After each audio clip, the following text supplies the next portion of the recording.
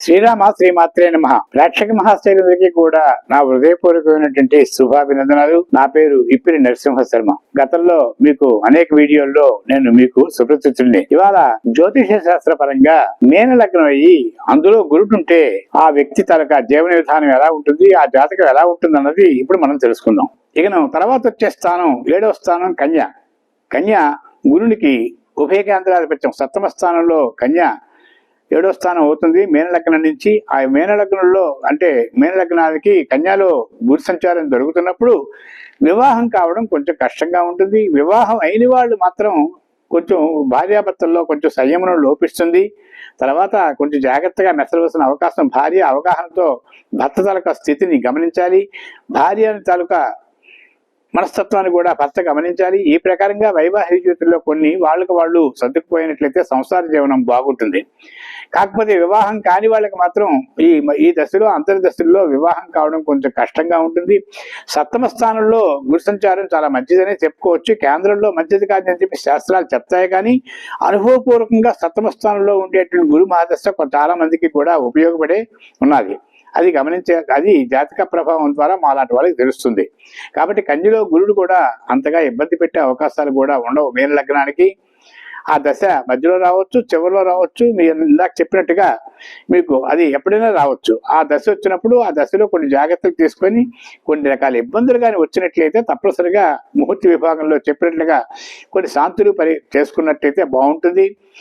ఇంకా మనకి కొన్ని రకాల ఇబ్బందులు మనకి తట్టుకోలేనివి అయినట్లయితే అప్పటికప్పుడు తాత్కాలికంగా 5 పావులు కొమ్ము శనగలు ఒక పసుపత్తిన వస్త్రంలో కట్టి ఒక పళ్ళెల్లో పెట్టి 7 రోజులు ఒక 16 రోజుల పాటు ఆ పళ్ళెల్లో అలాగే ఉంచి మన దీంట్లోని తప్పనిసరిగా మహాలక్ష్మి పూజ చేసుకుని ఆ 16వ రోజుని ఒక బ్రాహ్మణుడికి పాద ప్రక్షాళన చేసి గొడుగు తర్వాత పాదరక్షలు ఇచ్చి ఆ తగిన పారితోషికంతో ఆ శనగలు కొమ్మి శనగలు ఆ పసుపు వస్త్రంతో సహా అతను దానాన్ని ఇవ్వగలిగినప్పుడు తప్పనిసరిగా గురువులకు అనుగ్రహం కలుగుతుంది. తర్వాత ఈశ్వరునికి ఒక 5 కొబ్బరికాయలు కానీ 11 కొబ్బరికాయలు అభిషేకం చేసుకున్నట్లయితే తనకి మానసికంగా శారీరకంగా ఆరోగ్యపరంగా అనేక రకాలుగా కూడా గురు సంచారం కేంద్ర స్థానం తాలూకా ప్రభావాన్ని కొంచెం తొలగి ఆ వ్యక్తికి సుఖమయ జీవనం కలుగుతుందని చెప్పేసి శాస్త్రం కూడా చెప్తుంది.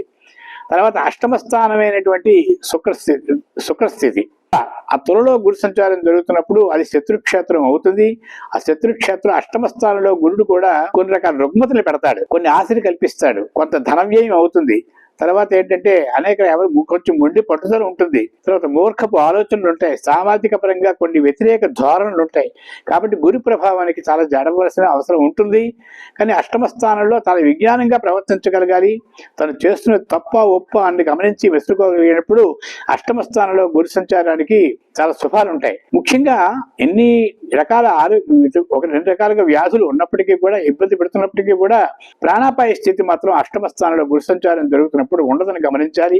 కాబట్టి గురు సంచారం అష్టమ స్థానంలో కూడా బాగుండదు. కాబట్టి కొన్ని జాగ్రత్తలు మాత్రం ఆ వ్యక్తి మీనలగ్న జాతకులు త్వరలో గురు సంచారం జరుగుతున్నప్పుడు జాగ్రత్తగా ఉండవలసిన అవసరం మాత్రం ఉంటుంది. ఇకను భాగ్యస్థానమైనటువంటి వృశ్చికం భాగ్యస్థానం కుజం తాలూకా క్షేత్రం. అక్కడ గురునికి చాలా మంచి స్థానం. అది భాగ్యస్థానంలో గురు సంచారం జరుగుతున్నప్పుడు అక్కడ గురుడుగానే ఉన్నప్పుడు ఆ గురు మహాదశ గురు అంతర్దశలు గొప్పగా ఉపయోగపడతాయి. 16 సంవత్సరాల పాటు వ్యక్తి జీవనం అనర్గణంగా కొంచెం సాగుతుంది. ఆ తర్వాత నిరాటంకంగా ఉంటుంది. మంచి హోదా గల జీవనం కొనసాగుతుంది. మంచి ఉద్యోగాలు వస్తాయి. ఆర్థిక పరంగా బాగుంటుంది. వాళ్ళు పొద్దుంటే డబ్బు వచ్చినట్లుగా అక్కడ ఉంటుంది. గురు సంచారంలో సామాజిక పరివర్తనలో కూడా మంచి గౌరవాదులు ఏర్పడతాయి.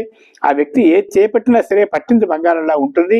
కాకపోతే దానికి తగినట్టుగా ఇతర తాలూకా గోచారవశాత్తు ఉండేటువంటి సంచారం కూడా కొంత గమనించినట్లయితే దానికి కొన్ని రకాల ఇబ్బందులు కూడా కలిగే అవకాశాలు ఉంటాయి. భాగ్యంలో గురుడు ఏదైనా భాగ్యంలో గురుడు చాలా మంచిదనే మనం చెప్పుకోవచ్చు.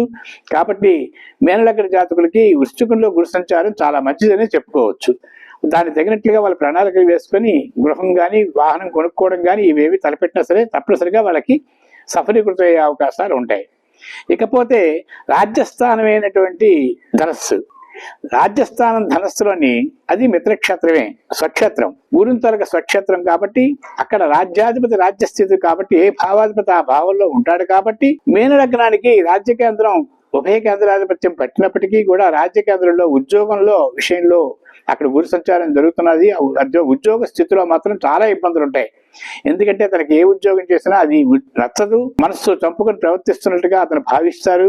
ఉన్న ఉద్యోగాన్ని మాత్రం ఎట్టి పరిస్థితుల్లో కూడా ఈ స్థితిలో గురు మహర్దశ సంచారం జరుగుతున్నప్పుడు ఏదైనా చేస్తున్నప్పుడు ఉద్యోగం మాత్రం ఎట్టి పరిస్థితుల్లో మారకూడదు.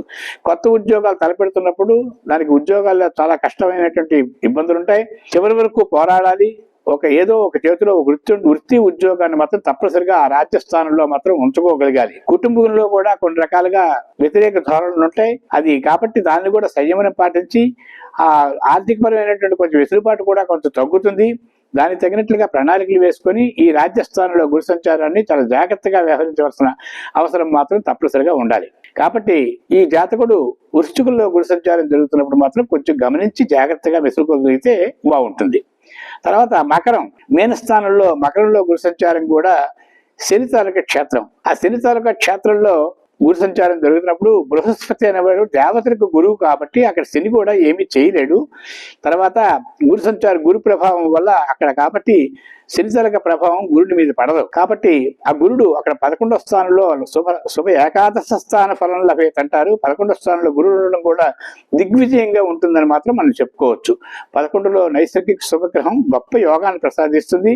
శని కూడా గొప్ప యోగాన్ని ప్రసాదిస్తాడు. ఆ ప్రకారంగా గురుడు కూడా 11వ స్థానంలో గురుడు కూడా చాలా మంచి ప్రభావాన్ని చూపిస్తాడు. కాకపోతే ఆకస్మికమైనటువంటి ప్రయాణ మూలకంగా చిన్న రకాల ఇబ్బందులు, అనేక రకాల చిన్నవి మాత్రం వస్తుంటాయి. వాహన ప్రమాదాలు కూడా చిన్నవి కలిగే అవకాశాలు ఉంటాయి, కానీ పెద్దగా ఇబ్బంది పెట్టవు.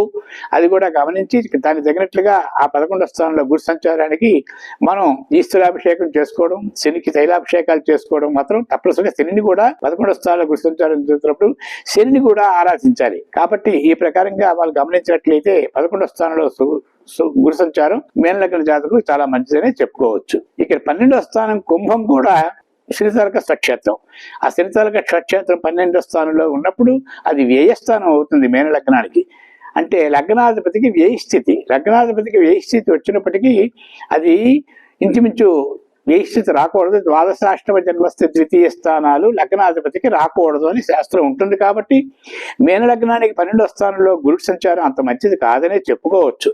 కాకపోతే గురుని తాలూకా దృష్టి ప్రభావం వల్ల మకరంలో ఉండేటువంటి గురు సంచారం 5వ స్థానమైనటువంటి మీనం, మేషం, వృషభం, మిథునంలో పడుతుంది. కాబట్టి మకరం నుంచి కుంభం నుంచి లెక్క వేసుకుంటే 5వ స్థానం మిథునం అవుతుంది. ఆ మిథునం అయినప్పుడు ఆ మిథునంలో 5వ స్థానం కాబట్టి అది విద్యా మాతృ గృహవాహన సౌకర్యాలు.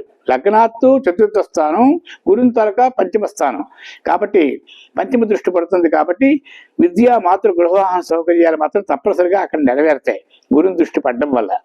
ఆ ప్రకారంగా షష్ఠ దృష్టి కూడా మంచిదే. కాబట్టి 7వ స్థానంలో 7వ దృష్టి పడుతుంది మీనలగ్నానికి 6వ స్థానం మీద. అది కూడా కొంతవరకు మంచిదే.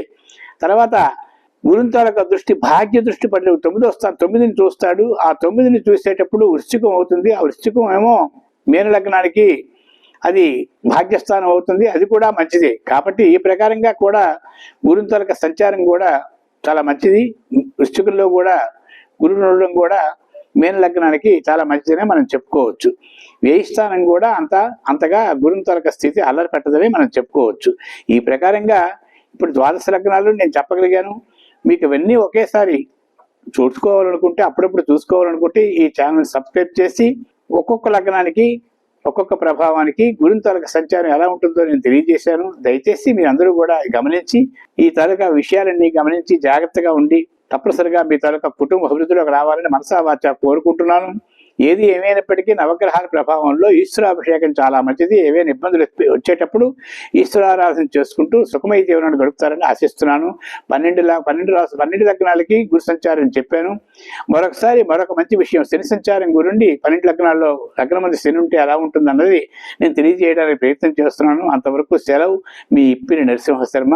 ఈ ఛానల్ సబ్స్క్రైబ్ చేసి నన్ను ఆశీర్వదించి ప్రోత్సహించవలసిందిగా కోరుకుంటూ సెలవు తీసుకుంటున్నాను.